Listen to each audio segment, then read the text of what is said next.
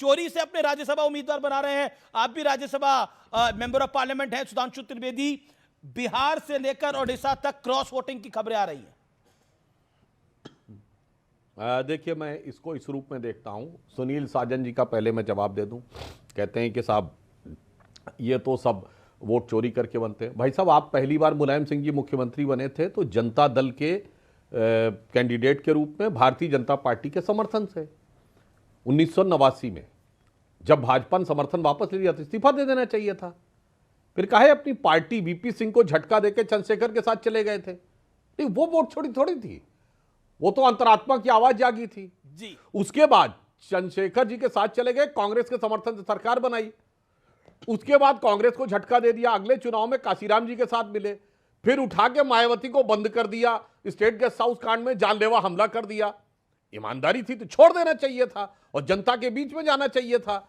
इसलिए मैं कहना चाहता हूं, अगर आप किसी पार्टी का चरित्र उत्तर प्रदेश में ऐसा है जिसने कोई दल नहीं छोड़ा जिससे गठबंधन न किया हो, भाजपा, कांग्रेस, सपा, जनता दल, लोक दल, सबके साथ ऐसा कोई बचा नहीं जिसे सपा ने ठगा नहीं। अब आते हैं आज के विषय के ऊपर। देखिए, बड़ी सामान्य सी बात है, कांग्रेस और इस गठबंधन के अंदर किसी भी प्रकार का ना वैचारिक सामंजस्य है, ना व्यवहारिक सामंजस्य है, ना कोई नीतिगत सामंजस्य है, और कांग्रेस के अंदर यह बिखराव स्वयं होता रहता है। यह बताइए, ममता बनर्जी जी भी तो कांग्रेस को ही छोड़ के बाहर आई थी। तो मैं मनोजीत मंडल जी से पूछना चाहता हूं, वो उस समय और आके भारतीय जनता पार्टी के समर्थन के साथ आके गठबंधन में शामिल हुई थी, तो वोट चोरी की थी या ममता जी को लगा था कांग्रेस के अंदर कि उनके साथ न्याय नहीं हो रहा है और बाहर निकल के आके उन्हें जुझारू और संघर्षशील ढंग से उन्होंने आकर अपना सत्ता संभाली? याद करिए, ममता जी ने जब स्पीकर ने, सोमनाथ चटर्जी जी ने उन्हें बोलने का मौका नहीं दिया था और इन्हीं कम्युनिस्ट पार्टी के सांसदों ने बुरी तरीके से अपमानित करना शुरू किया था, ममता जी भावुक हो गई थी, रुआसी हो गई थी, तब भारतीय जनता पार्टी के एमपी जो थे उनको लेकर सदन से बाहर गए थे और उन्होंने इस पर प्रोटेस्ट किया था। ये जगनमोहन रेड्डी भी तो कांग्रेस में ही थे, ये वाईएसआर कांग्रेस भी कांग्रेस के अंदर की छटपटाहट से ही बनी थी, ये शरद पवार जी की नेशनलिस्ट कांग्रेस पार्टी भी कांग्रेस के अंदर से ही बनी थी। तो हकीकत यह है कि गौर से देखें तो ये तो मैंने उन दलों का नाम लिया जो आज भी भारत की राजनीति में हैं, और पुरानी हिस्ट्री देखेंगे तो निजलिंगप्पा, कामराज चौधरी, चरण सिंह, चंद्रशेखर, मोरारजी देसाई, नीलम संजीव रेड्डी बाबू, जगजीवन राम, देवराज अरस, वो तो ब्रह्मानंद रेड्डी, बहुत सारा है, और वहां से लेके अर्जुन सिंह, एनडी तिवारी, और आज के जमाने में आते चले जाएं। तो मुझे लगता है व्यवहारिक दृष्टि से देखना चाहिए, जिन पार्टियों का आधार सिर्फ और सिर्फ सत्ता होती है। लगातार आ रहा है, बड़ा अपडेट आ रहा है, जबरदस्त क्रॉस वोटिंग हुई है, लेकिन क्या अभी कुछ देर पहले सतीश के सिंह ही कह रहे थे, सुनील यादव, कांग्रेस के पास बचा क्या है बिहार के अंदर? 6 तो विधायक है, 3 क्रॉस वोट कर गए। देखिए अमीश भाई, सवाल ये नहीं कि बचा क्या है क्या नहीं बचा, ये तो कांग्रेस से आप पूछिए, लेकिन हम ये कह रहे हैं कि जो भारतीय जनता पार्टी संस्कारों की बात करती है, मर्यादा की बात करती है, आचरण की बात करती है, उसका एक ही सिद्धांत है कि वो वोट चोरी करिए, आप विधायक चोरी करिए, पैसे से, धमका करके, ब्लैकमेलिंग से आप इस तरीके जीतना चाहते हैं, और आप हमसे सवाल कर रहे हैं। ये सवाल आपको बीजेपी से करना चाहिए। बिल्कुल बीजेपी से सवाल पूछे, लेकिन अगर बीजेपी का एनडीए के कैंडिडेट जीत रहे हैं, बिहार में एनडीए के 5 कैंडिडेट जीत रहे हैं, और अगर ओडिशा में बीजेपी के 4 कैंडिडेट जीत रहे हैं, 3 बीजेपी के और 1 इंडिपेंडेंट जो कि सपोर्टेड बाय बीजेपी एंड उनके अलायंस द्वारा वो जीत रहे हैं, तो बीजेपी क्या बोले, हम जीतने नहीं देंगे। That is the election management यही होता है। देखिए अमीश भाई, बीजेपी ने जो परंपरा भारतीय राजनीति में शुरू की है, और आज मेरी बात इस बात को याद रखिएगा, जब कभी बीजेपी विपक्ष में जाएगी, ये एक भी एमएलसी और राज्यसभा का चुनाव नहीं जीत पाएंगे। एक भी अगर जीत जाए तो मुझे बता देना, इन्हीं के फार्मूले से इन्हीं को हरा देंगे। तो मानता, अगर इनका राष्ट्रीय अध्यक्ष भी अगर चुनाव लड़ेगा वो भी हार जाएगा। ओके सुधांशु त्रिवेदी, मैं बिल्कुल आपको बता रहा हूं, सतीश जी आप कुछ कहना चाह रहे हैं, लेकिन सुनील भाई एक लाइन कह दूं। सुनील भाई, आपने कहा तो मैं याद दिलाना चाहता हूं, यूपी में राज्यसभा का चुनाव हुआ था 2024 में, हम भी उसी में चुन के आए, और आपके विधायकों ने क्रॉस वोटिंग की। भाई साहब ये चोरी नहीं थी, वोट दिखा के देना होता है राज्यसभा में।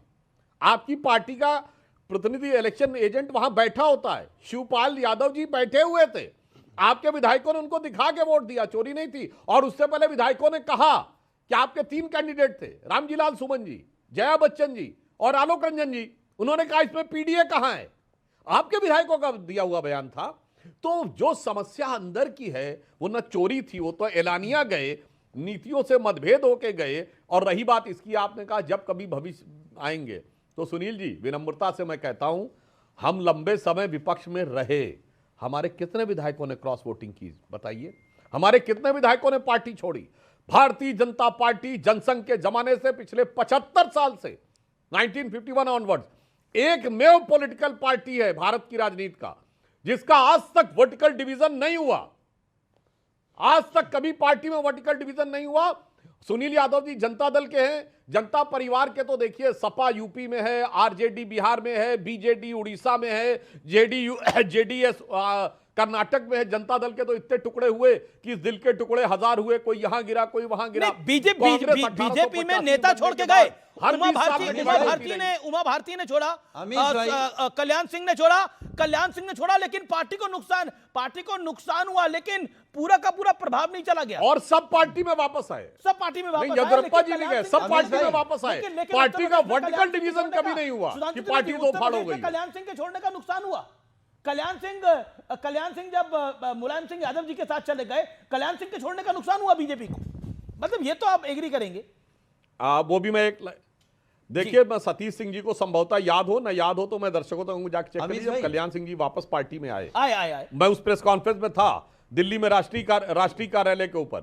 उनसे पूछा गया कि आप पार्टी छोड़ के गए थे और आपने पार्टी से बहुत नाराजगी थी, अब वापस क्यों आ गए? तो कल्याण सिंह जी ने जानते क्या बोला था? जी। उन्होंने सूरदास की वह पंक्ति बोली थी कि मेरो मन अनंत कहां सुख पावे, जैसे उड़ी जहाज को पंछी फिर जहाज पर आए। मतलब स्टेट ऑफ हरमुज से जो जहाज चल के आ रहा होगा समुद्र में, अगर कोई पंछी उस पर से उड़ के जाएगा, कुछ समय के बाद उसको कोई बैठने की जगह अच्छी नहीं दिखेगी तो वापस जहाज पे आ जाएगा। ये उन्होंने बोला। बाद में उन्होंने एक पब्लिक भाषण में ये भी बोला कि मेरी अंतिम ख्वाहिश है कि मेरा जब पार्थिव शरीर जाए तो वो भी भारतीय जनता पार्टी के झंडे में लिपट के जाए, वो कहा। लेकिन मेरा कहना था नुकसान एक हुआ था, इसमें कोई डाउट नहीं है। लेकिन सतीश के सिंह का एक पॉइंटेड सवाल है या पॉइंट है। सुनील जी एक सेकंड सुन लिया जाए। सुधांशु जी, सुनील यादव कुछ कह रहे हैं, मैं जवाब तो दे दूं। देखिए, बात है कि आपने इतने गिना दिए कांग्रेस वालों के और बाकी पार्टियों के। अब आप जब हाई मोरल ग्राउंड लेते हैं, आप कोई ग्राउंड ले लीजिए, लेकिन ये जो पेशेवर राजनीति है ना, उसमें आप हाई मोरल ग्राउंड मत लीजिए। आपका भी जम्मू कश्मीर से नीचे तक उठाएं तो एक एक पार्टी जो आपके साथ रही उसके साथ क्या व्यवहार हुआ और क्या रहा, वो सब गिनाने की जरूरत नहीं। इतना ना टाइम दे पाएंगे ये, ना हम अपना बोल पाएंगे। मोटी बात ये है कि सुनिए ना, अभी तो क्रॉस वोटिंग वही बहुत बड़ी बात मेरे ख्याल से तो अब रही नहीं। आपको तो 65,000 करोड़ रुपया का चंदा, वो कह रहे एक दो गिनवा दीजिए ना, वो कह रहे एक दो गिनवाइए। क्या? अरे गिनती नहीं भाई, एक दो गिनवा दीजिए। इनके साथ डीएमके था, इनके साथ एआईडीएमके था, पीडीपी था, एनसी था, नहीं था क्या? अब वैसे गिनाने लगे तो नीचे तक चले जाएंगे, इसलिए हम नहीं कर जा रहे उसमें। बात मोटी है, इन्होंने हॉर्मुज का नाम ले लिया, बड़ा अच्छा किया। क्रॉस वोटिंग कोई मुद्दा नहीं है। ये बताइए कि कितने जहाज क्रॉस कर रहे हैं हॉर्मुज से, ये ज्यादा महत्वपूर्ण है। एक तो कर गया है वैसे, एक कर गया, नहीं दो आ गए हैं, दो आ गए हैं, दो आ गए, दूसरा भी दो रास्ते में है। सुधांशु जी, नंदा देवी और शिवालिक, जी, नंदा देवी और शिवालिक दो आ गए हैं। ईरान के विदेश मंत्री ने कह दिया है कि भारत हमारा मित्र है, हम भारतीय जहाजों को ले जाने दे रहे हैं। तो आप भी कह दीजिए हमारा ईरान मित्र है। मैं कह दूं तो हमारे तो प्रधानमंत्री जी ने वहां के राष्ट्रपति से बात की है और विदेश मंत्री जी ने उनसे बात की, तभी जहाज आ रहा है। इससे थोड़ी छोड़ दिया है भाई दे रहा है। मैं एक बात कहूं, मजे की बात जानते क्या है अमित जी, राहुल गांधी जी जो मुद्दा उठा लेते हैं वो मुद्दा पिट जाता है जी। जब वो उठाते हैं कि ट्रेड डील का मामला तो ट्रेड डील फाइनल हो जाती है। जब वो उठाते हैं ऑपरेशन सिंदूर का मामला तो पाकिस्तान के प्रधानमंत्री का इकबालिया बयान आ जाता है कि साहब हमारी बहुत ठुकाई हो गई थी। याद करिए आसिफ अली जरदारी ने कह दिया था हम बंकर में जाने वाले थे। अब बेचारे इजराइल का मामला उठाए ईरान पे, चलो इसी पे हमको कुछ वोट मिल जाएंगे मुसलमानों के, तो ईरान ने कह दिया भारत दोस्त है। इससे पहले पिछले महीने फिलिस्तीन की विदेश मंत्री भारत आ चुकी हैं। और मजे की बात, ये फिलिस्तीन का बैग लगा के तो गई प्रियंका गांधी जी। और आपको पता फिलिस्तीन की विदेश मंत्री ने भारत में आके क्या बोला? उनका नाम है डॉक्टर आगा बकीन शिरीन। वो भारत आई, पहले तो या तौबा तौबा बगैर हिजाब के आ गई। ये हिजाब वाला जो बोल रहे थे ना नेताजी, जय फिलिस्तीन, कि हिजाब वाली महिला जो होगी हिंदुस्तान की प्रधानमंत्री बनेगी, यहां फिलिस्तीन की विदेश मंत्री बगैर हिजाब के चल रही थी। और उन्होंने कहा कि हम इजराइल के साथ भारत की जो रणनीतिक वो है मजबूती और अरब देशों के साथ मजबूती, दोनों को स्वीकार करते हैं। और चूंकि भारत एक ऐसा देश है जिसका दोनों तरफ अच्छा संबंध है, तो हमें यह विश्वास है कि आने वाले समय में द्विराष्ट्र सिद्धांत का समाधान निकालने में भारत महत्वपूर्ण भूमिका निभाएगा। मुझे लगता है इससे ज्यादा भिगो के जूता नहीं पड़ सकता था विपक्ष वालों के मुंह के ऊपर। इसीलिए मैं कह रहा हूं, पता नहीं, थोड़ा उनकी कुंडली उंडली दिखवाइए भाई साहब। वो पता नहीं जो मुद्दा हाथ में लेते हैं उसी में नाश हो जाता है।